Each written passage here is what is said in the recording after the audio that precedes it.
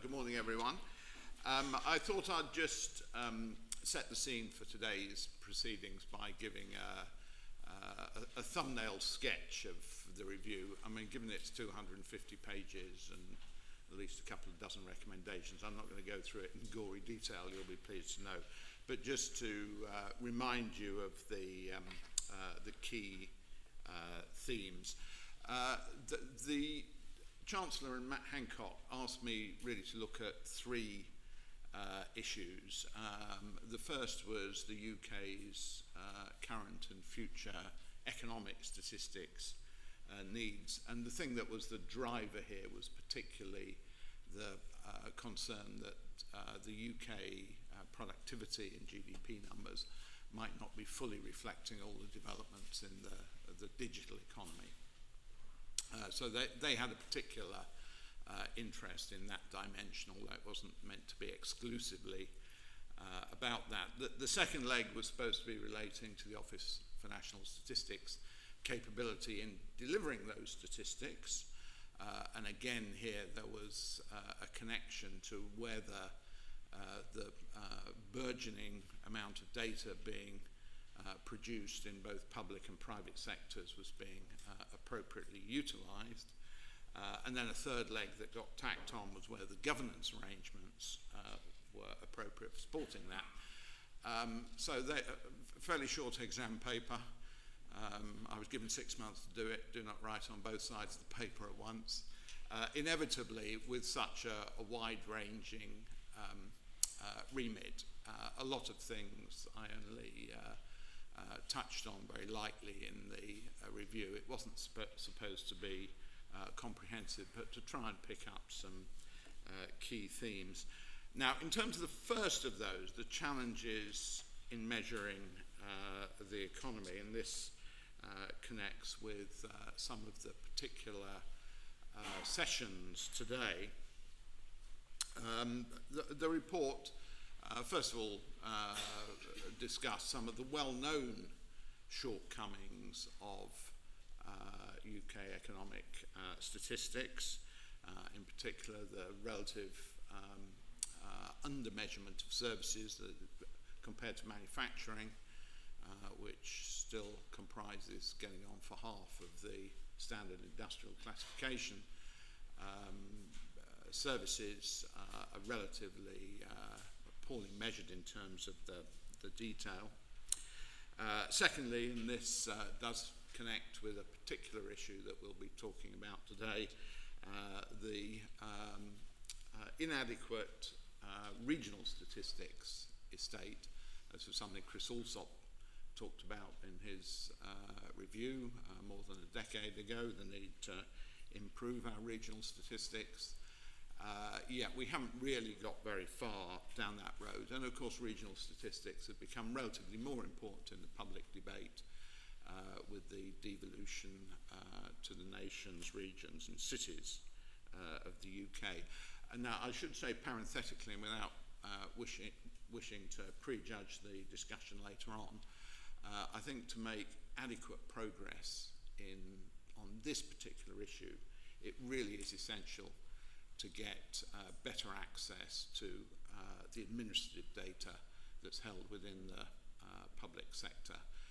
It seems to me that having data which is sufficiently finely regionally disaggregated and addresses the sorts of issues that people may be interested in.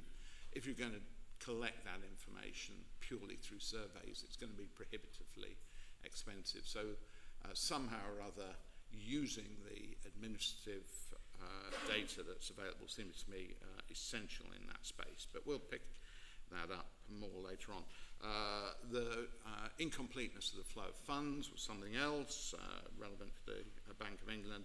And then several issues to do with the measurement of GDP, such as the way financial intermediation services are measured, the use of single rather than double deflation, and so forth. Then getting on to the newer challenges, which particularly the Chancellor, Matt Hancock, had been interested in. The report talks about some of the particular challenges in this space. Obviously, there's been an explosion in the use of digital communication in recent years. Time on the internet has roughly doubled over the past decade. But a key feature of a lot of digital products is they're produced at very low marginal cost. They're very often non-rival. Me using it, a digital product doesn't stop somebody else using it. And there may be significant fixed costs in producing them, but very low marginal costs. And that means in competitive markets, prices tend to get driven down to very low levels. And indeed, we see in this space a lot of products being provided either at zero cost, so things like Wikipedia, or very often the suppliers of digital products using unconventional ways of financing those products. So through advertising, by selling advertising space that the consumer is forced to endure before he can get to his product, or selling information about the customers onto third parties, so forth. So there's a challenge there. Then another very important aspect is the disintermediation of information-intensive services. Previously, you would have had an intermediary carrying out for you. Good example here is travel agents. You want to book a holiday, 10 years ago, 15 years ago, you go down to a travel agent, spend an afternoon talking about where you might go, and they do a bit of research for you, come back to you.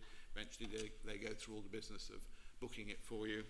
These days, people do the research online, book directly with the airline, book their accommodation on Airbnb, use Google Maps to get around when they get there rather than buying a guidebook and so forth. And basically this has been shifting the boundary of production between the marketed sector and what economists refer to as home production.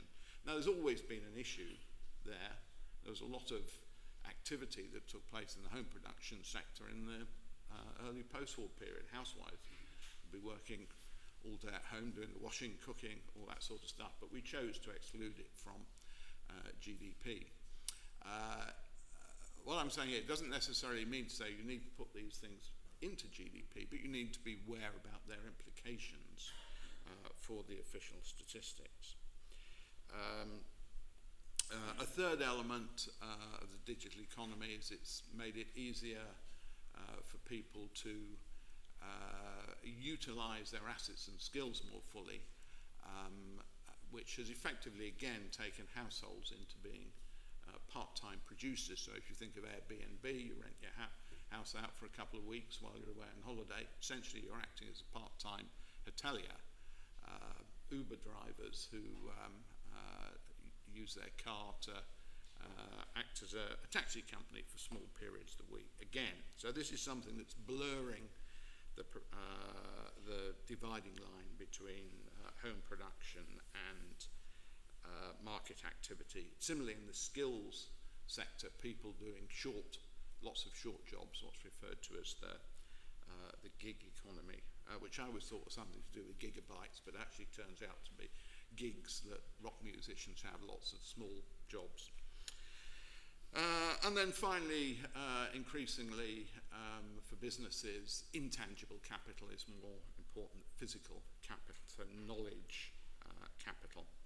And measuring that and working out its implications is pretty central for understanding the sources of growth, and also because the location of that capital can be shifted much more easily, it poses challenges for measuring the international location of value added. Of course, the driver between a lot of that shifting may well be reducing tax burdens.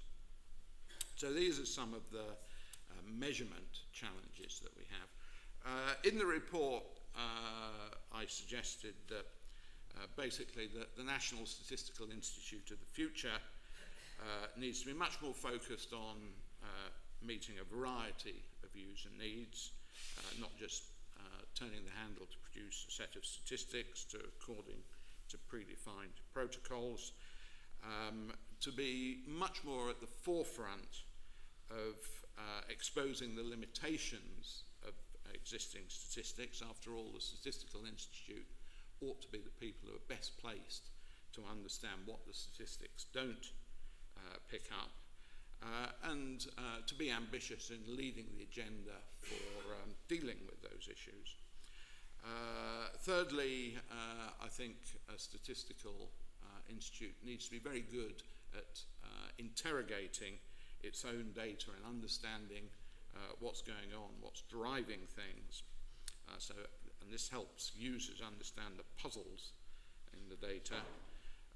Fourthly, innovative in exploiting alternative sources of information, given the explosion in data associated with the digital economy. And then finally, to be proactive in investigating the consequences of new economic phenomena for the relevance of existing statistics. And now, I don't think John will object when I say that the ONS is not quite in that place yet. He and his fellow senior managers want to take it in that direction. But at the moment, the ONS is very heavily reliant on surveys, arguably insufficiently curious about its statistics, and usefully could engage more with user needs. Now, the report has at least a couple of dozen specific recommendations, and there's a lot of other quasi-recommendations where it says ONS should do this or government should do that, which I didn't actually label as recommendations, but if you did, you'd probably have well in excess of 100. But there were half a dozen themes which I think are just worth me summarising to finish my opening remarks. Firstly, there's the existing statistical limitations, which we've known about for a time, which were on my first slide. You can't address them all at once, but I think having a clear plan for dealing with those is important. Secondly, as I say, the ONS needs to become more agile in providing statistics that reflect the changing structure and characteristics of the economy. And there's one particular recommendation here that I might mention, which was the creation of a centre of excellence in economic measurement to bring together the ONS with academics, with users. It's called a centre in the report, but I actually envisage it as being more like a network.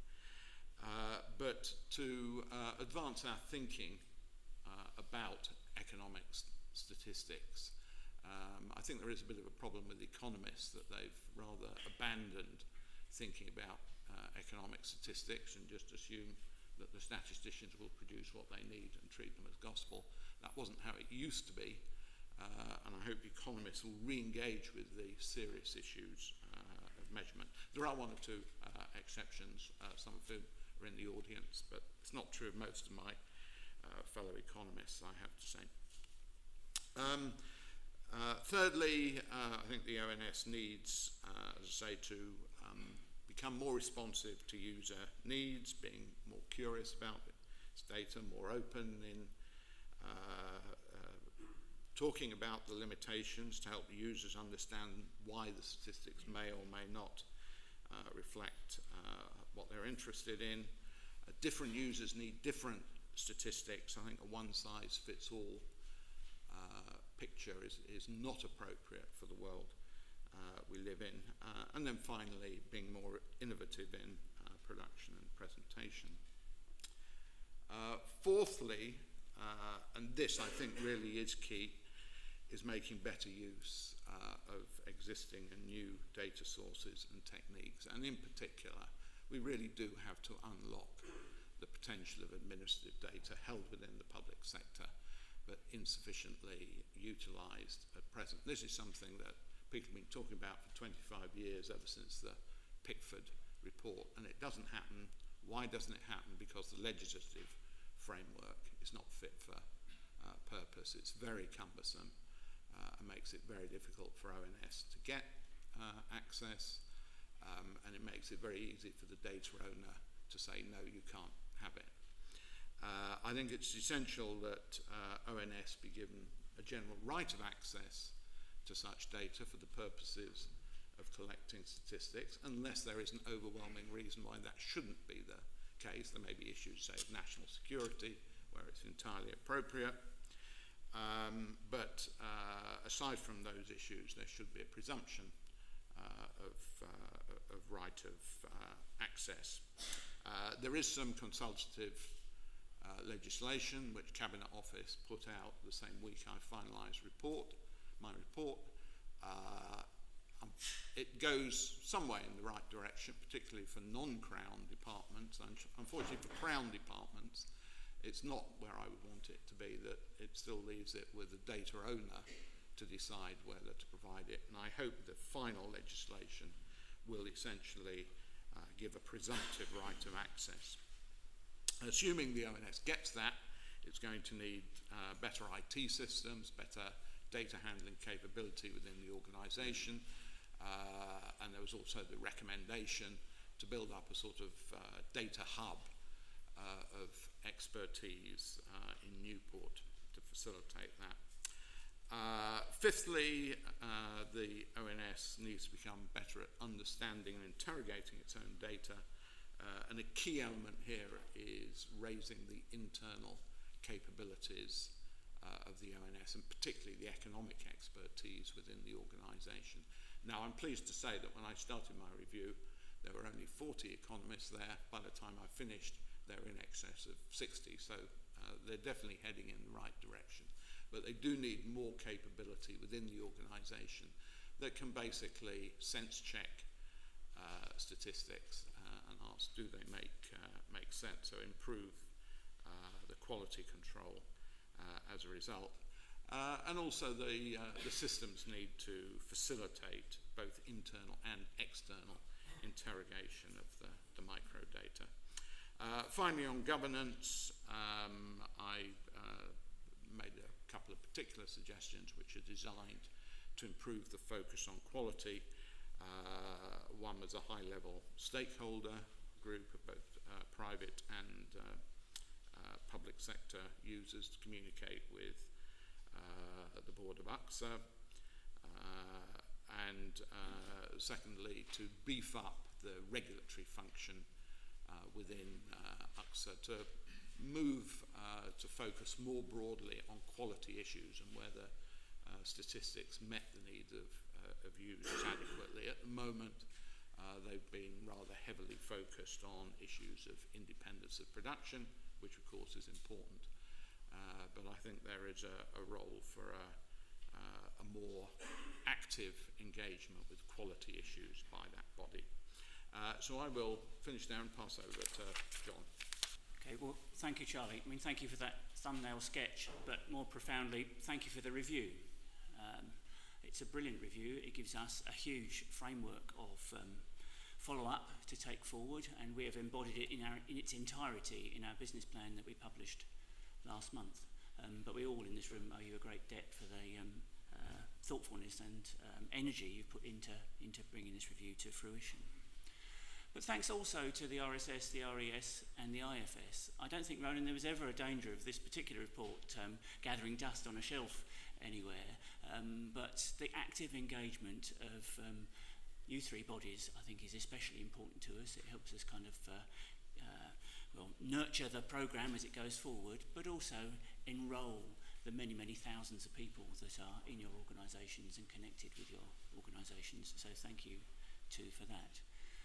Now, this session was kind of billed for me to give a very short initial response from the statistical producer community to Charlie's review, and I will try to keep it short. The first thing is we are starting step by step to deal with each of the issues that are highlighted in the report as they come up, and each of the things where we know there are issues to address in economic statistics. So currently on our agenda, prices. We had another meeting of our technical group on consumer prices last week, getting to grips with the review that Paul Johnson did, and it's been echoed and amplified in many respects, and Charlie's mentioned some aspects of it this morning. Trade, construction. There's quite a long list of areas where we know we need to do work, and we're getting on with those. In parallel with that, we're also doing what I think is the real strategic recommendation of the review, is thinking very, very hard about our capability. So the people and the trajectory for economists and people with economic statistics expertise is continuing to go upwards and, if anything, kind of increasing in pace. The work on our systems and our technologies in parallel with that is getting more and more active and energetic and beginning to deliver things month by month as we go forward. And then specifically the thing you talk about, the culture of curiosity, getting people to be really quite demanding of themselves and asking hard questions internally, is becoming very much the heart of what we do inside the office. Alongside that, to give us an extra bit of push and focus that we were particularly pleased that the Chancellor recognised in his budget, is actually give us a little bit of money to go further and faster with two of, I think, really important and very precise recommendations that you've made. The Economic Statistics Centre of Excellence and what we're calling the Data Campus at Newport. So those three things together will give us a huge push to the development of our own internal capability. But that's really only going to deliver the broader benefits for UK PLC if it's coupled with both a real outward-looking approach from within inside the system and also a curiosity and interest from the community of economists towards us and statisticians and anybody who's actually got something to bring to the party. So for us, I think three groups are particularly critical. The first one is to be in the room and alongside those people who are using our statistics, whether they be in the Bank of England or the Treasury or the IFS or a business, to really get it. How are the statistics actually being used?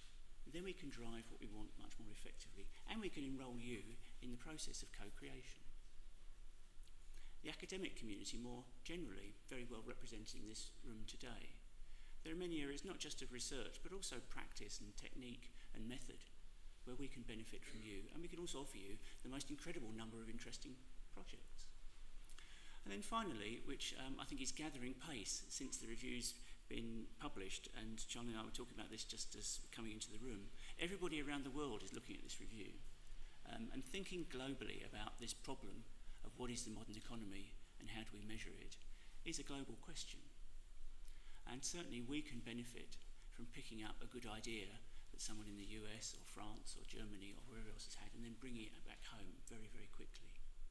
The idea only has to be happened once, if only we've got the connections and the networks to bring it back and use it. So looking outwards to me is a two-way street. It's us inside the system looking outwards to those who use our statistics, the academic community and around the world. But it's also all of you who are not part of the system looking outwards from your own research project, your own organisation, thinking how can the statistical system help us with what we're doing. So I'll finish just with three quite quick points. To help that process along, and having learnt from another one of our partner organisations, the Bank of England, we are today publishing something a little bit like the One Bank research programme that the bank produced last year. And I went to a very similar event to this in the Bank of England, a huge amount of energy and enrolment from a wide variety of people. So if we can copy a little bit of that, I should be very happy. So we're publishing today our economic statistics and analysis strategy. It's a draft document. It's designed to be amended by all of you. We're putting it out between now and the end of June. I think there are paper copies around. It's certainly on the website. Engage with that, because that picks up the specifics there. It picks up where we need more research to be done, where we need more thinking, where we need more brains in the room with us to take it forward. So that's making it much more tangible about how we can create this thing together. The second thing, which to me is one thing I will be investing my time in over the next few years. Charlie and I talked about this, and he's kind of hinted at it in his presentation this morning. There's been lots of reviews over 20, 30, 40 years of UK economic statistics, and it kind of gets better for a time, and then it doesn't. What can we do with this review that makes sure it is sustained and that we have something that continues to go upwards? I think we're pretty confident we're going to make some improvements over the next few years. But how do we make sure it doesn't slip back? Now, Charlie's mentioned one thing, which is legislation, and I think that has been a bit of an Achilles heel that was never properly addressed in some of the other reviews. But how do we stop this roller coaster happening? And I think the answer to that is making sure that all of us see ourselves as on the same side of the table. Everybody who's taken the time to come into this room cares about having better economic statistics. I think often when the things start going from the good phase into the less good phase, it's very easy for criticisms to start going, rather than systematically trying to build the connections, create the networks, and ensure that we're all working out together how to get the better economic statistics that will help decision makers make better decisions. Now, my feeling is the mood music is very, very good now. If we keep it being good and keep watching for any time when somehow it looks as though we're moving into criticism mode, and that we know in S we're immediately going out and having a conversation with any critic in an open-minded way, you've got something interesting to say there, rather than defensively saying, well, it must be fine because we did it. It's easy to fall into that trap. And similarly, if you're a commentator frustrated by something we do, it's very easy to pick up your keyboard. You pick up a keyboard, start tapping away at your keyboard and writing a blog that somehow says all those people inside ONS are complete rubbish. It's too easy. Let us make a joint pledge today not to do that. Because if we make that pledge and work together systematically to make it better, then the vision in Charlie's review will come about. And we won't need another Charlie's review, because in 5 years' time, when the modern economy is totally different to everything we put in here, we will all actively working on how to solve tomorrow's problems together.